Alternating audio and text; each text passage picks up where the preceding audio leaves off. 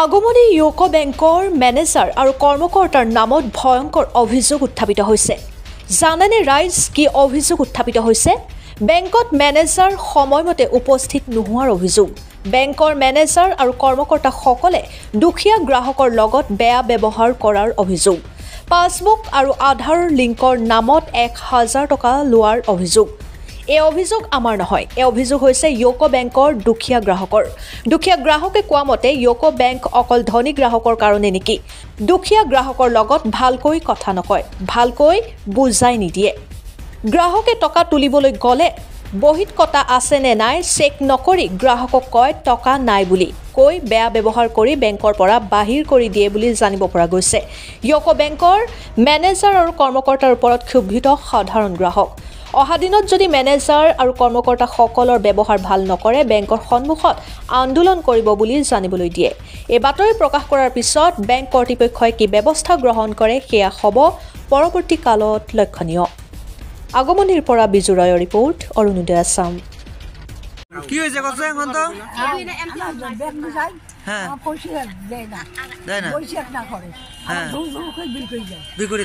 আপনার কি হয়েছিল? আপনার বই ধরে যায় বই চেক না করে কয় নাই নাই যাও। কোন ব্যাংকের? ইউকো ব্যাংকের। আগমনী। আপনি আপনার কি হয়েছিল? ওই যে বই করছো চেক করবে গেছো খেতে দেয় ধুলু ধুলু করি খেয়ে দেয়। রতি আগমনী করছো ইউকো ব্যাংক। হ্যাঁ আপনার কি হয়েছে? কিন্তু বেলুং ব্যাংকের মতো কা বুঝে ঢুকে দেয় 2 মাস নাই তোমরা খেতে দে আপ টু ডেট না যাও। অঙ্গরি কয় হ্যাঁ আপ টু ডেট না করি যাও বুঝে উঠবে না।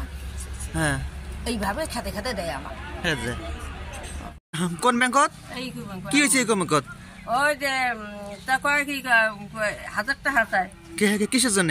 কয় ঋণ করা 1000 টাকা লাগে। ইউকো ব্যাংকের লোক কইছে নাকি? 1000 চাইছে আপনারটাই? এটা হয় নাকি?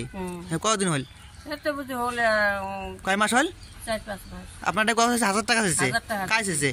এই যে ব্যাংকের যে কাগজপত্র জমা নেয় লিখেছি ভিতরত নাকি?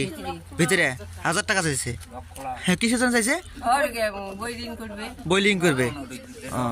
ঠিক আছে।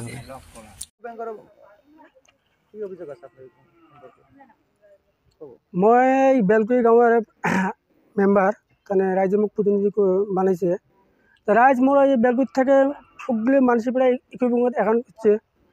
ব্যাংকের একাউন্ট ব্যাংকত যায় যা ঘুরি ঘুরি আসি যে ম্যানেজার না থাকে বই চেক না করে আপ টু ডেট না করে মানুষগুলো আসে সবগুলো আসে মানুষগুলো এসে মুখ সব অবগত জানায়। জানাতে মুখও বেয়া লাগি যায়।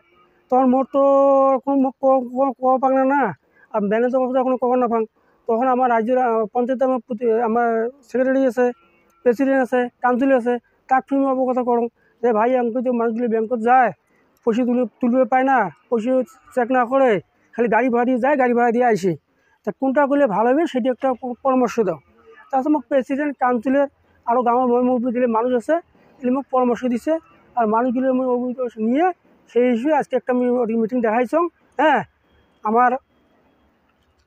আমার ওই যে এই চাচি বেদি বোন ভাই চাচা এলে যায় ঘুরি এসে আজকে কয় গেলে ম্যানেজার আসে নি ঘুরি যাও। ও মনে সিধি আসে মোক আসি কয় কিরে মানুষগুলো এই গাড়ি ভাড়া দিয়ে গেল গাড়ি ভাড়া দিয়ে আইসে উল্টে ল যাবা লাগছে ঘুরি যদি পয়সাই না পায় কতদিনে ঘুরি যাবি কতদিন ঘুরি কাম করবি।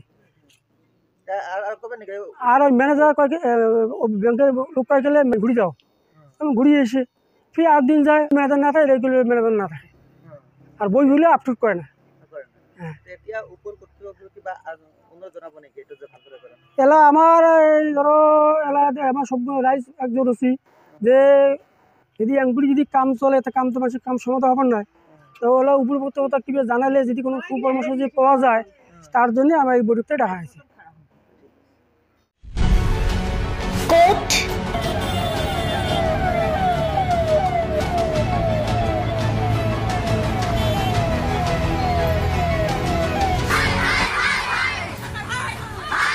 কিয় কেনেকৈ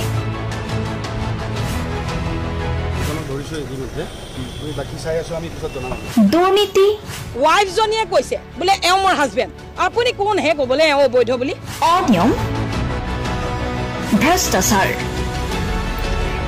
একো নাইকতাবাদ এতিয়াৰ পৰা আৰু নহ'ব। আমি দিম সত্য বাতৰি।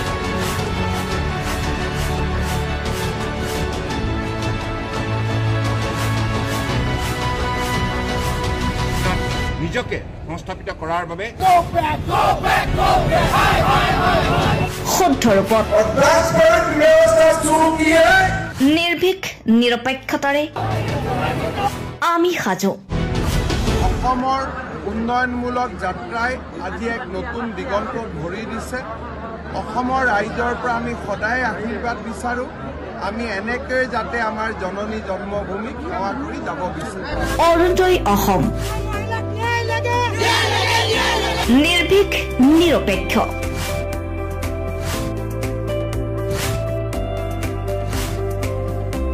ৰাইজৰ বাবে ৰাইজৰ পক্ষত অৰুণোদয় অসম।